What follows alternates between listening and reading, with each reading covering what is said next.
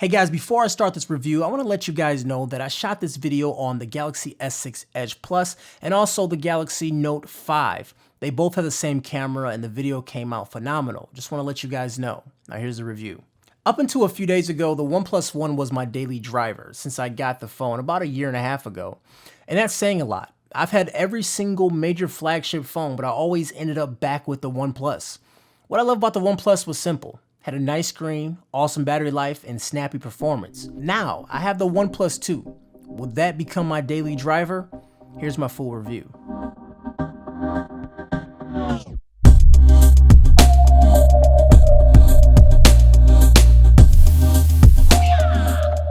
The OnePlus 2 is keeping the same motto as its father, Flagship Killer.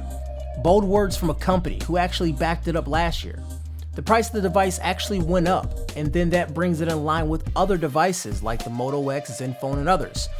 So now some of the major reasons that you got a OnePlus One is almost a wash. You have to judge the phone based on the experience alone and not really focus on the price. The OnePlus 2 on paper is a very good phone. There are two options for the phone. There's a 16GB, which is 3GB of RAM, and also the 64GB with 4GB of RAM. I'm going to focus on the 4GB of RAM edition. That's the one I have. The phone isn't the most svelte phone in the world, but it does not feel like a tank. It actually has a great size to weight distribution in my opinion. It feels well built and the metal on the sides makes it well worth the price tag. The metal flows around the phone and it makes a very cool pattern on the speaker grill. It looks very familiar, but it does not change the fact that it just looks really good. On the back you have the options for different covers like bamboo and Kevlar, but I opted to stay with the default sandstone. The sandstone is not as soft as the One, but it does not scratch as easily as the One did. And I just can't get over how great the phone feels in my hand. It really feels awesome. It might be the best in-hand experience I've had on a phone in a very long time. The software on board is the Oxygen OS, which isn't stock Android, but it's one of the lighter skins out there. Now, I do enjoy the enhancements on top of Android, and it doesn't just get into your face like other skins. You can customize things like quick toggles, color of the accent colors, and even your soft key buttons. It's great to be able to tweak how you use your phone on an OS level without having to install a ROM. Although at times it can give you some weird crashes or awkward scrolling, all in all, I really like what it does. Even if you don't like Oxygen OS, the OnePlus had tons of ROMs, and I'm sure the OnePlus 2 would not disappoint.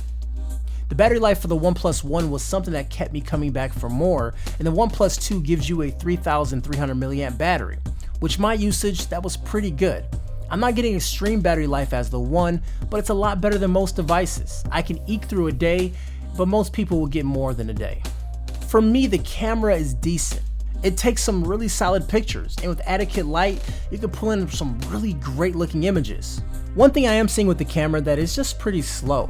I mean, if you press the shutter button, it takes a few seconds for the image to actually save, so if you try to just tap and take photos, you're not going to have a good chance of doing that. You may need to do the burst fire mode, which would then burst fire, then you can save it afterwards.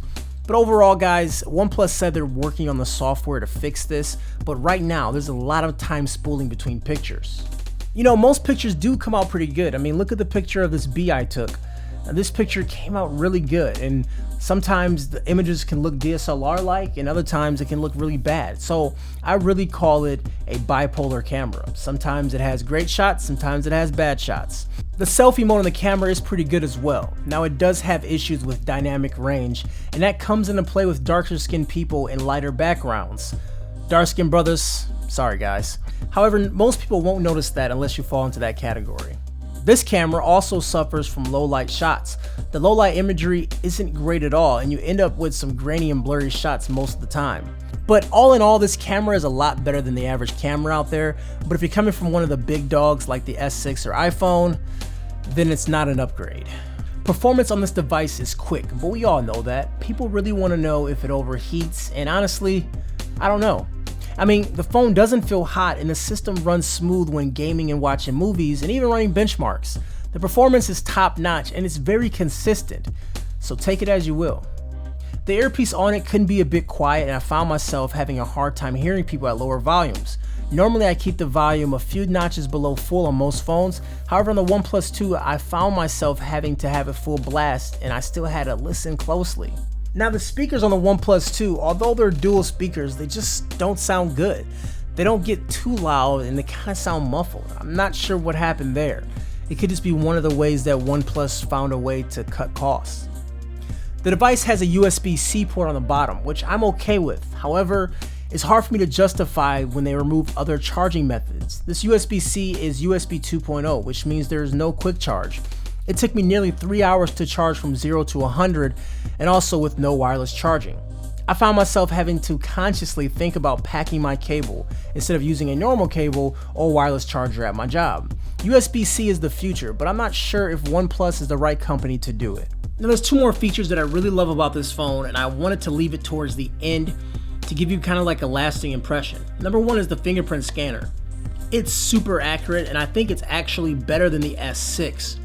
It's super quick, and you can even use it when the screen is off. I think OnePlus knocked it out the park with this one. Also, the switch on the side for notifications. It has 3 different settings: no notifications, priority, and all notifications. That switch is a really nice touch, and it's one of those things that you don't know how nice it is until you really have one. Let's sum this review up for you guys easily. The OnePlus 2 is a great phone, but it's missing key features for me. You need to evaluate what's important to you for you to determine if this phone is the right one. Can you live without NFC? Also, are you willing to buy more USB-C cables? What about Qi charging? What does that mean to you?